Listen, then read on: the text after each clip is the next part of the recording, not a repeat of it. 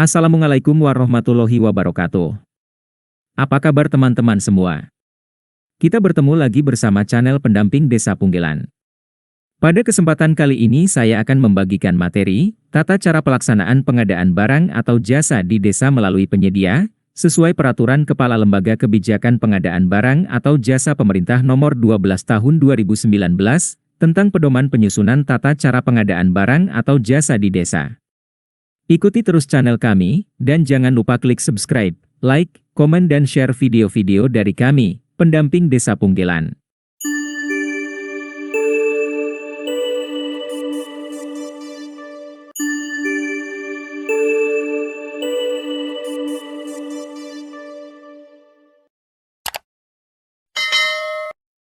Dalam bab 8 tentang pelaksanaan pengadaan, bagian kedua tentang pengadaan melalui penyedia, Perka LKPP Nomor 12 Tahun 2019 tentang pedoman penyusunan tata cara pengadaan barang atau jasa di desa. Dalam pasal 20 ayat 1 disebutkan, pengadaan melalui penyedia dilakukan melalui cara A. Pembelian langsung, B. Permintaan penawaran, C. Lelang. Selanjutnya, kita akan membahas perbedaan dan tata cara pengadaan melalui pembelian langsung, permintaan penawaran, dan lelang. Pasal 21, Pembelian Langsung. 1. Pembelian langsung dilaksanakan untuk pengadaan sampai dengan 10 juta rupiah.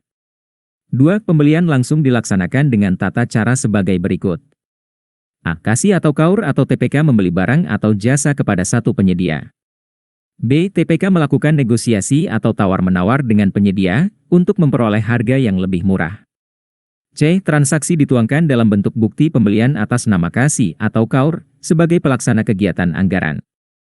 3. Pelaksanaan pengadaan dengan metode pembelian langsung, dapat dilakukan kepada penyedia yang sama dalam jangka waktu 2 tahun anggaran berturut-turut. 4. Setelah jangka waktu 2 tahun anggaran, kasih atau KAUR atau TPK melakukan pembelian langsung kepada penyedia lain di desa setempat atau sekitar. 5. Apabila tidak terdapat penyedia lain yang mampu menyediakan barang atau jasa, maka kasih atau KAUR atau TPK dapat melakukan pembelian langsung kepada penyedia yang sama. Pasal 22, Permintaan Penawaran. 1. Permintaan penawaran dilaksanakan untuk pengadaan sampai dengan 200 juta rupiah. 2. Permintaan penawaran dilaksanakan dengan tata cara sebagai berikut. A. TPK meminta penawaran secara tertulis dari minimal 2 penyedia. B. Dalam hal di desa setempat hanya terdapat satu penyedia, permintaan penawaran dapat dilakukan kepada satu penyedia tersebut. C. Permintaan penawaran tertulis sebagaimana dimaksud pada ayat 2 huruf A dilampiri persyaratan teknis berupa 1. Kerangka acuan kerja atau KAK. 2. Rincian barang atau jasa. 3. Volume.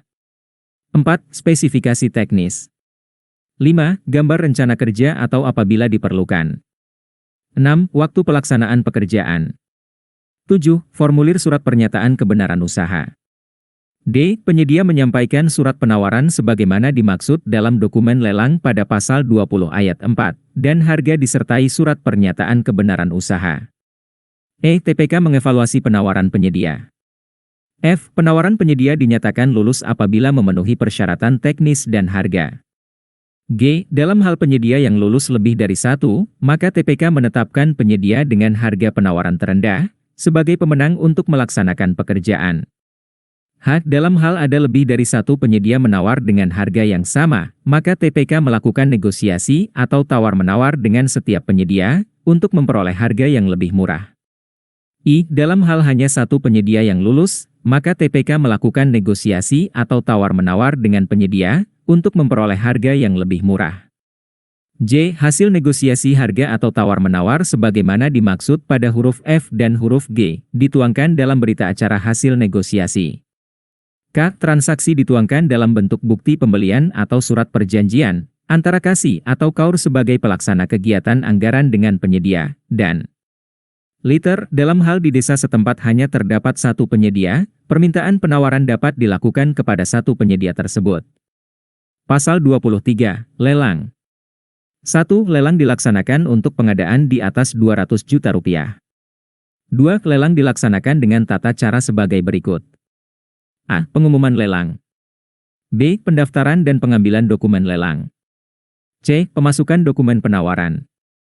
D. Evaluasi penawaran. E. Negosiasi.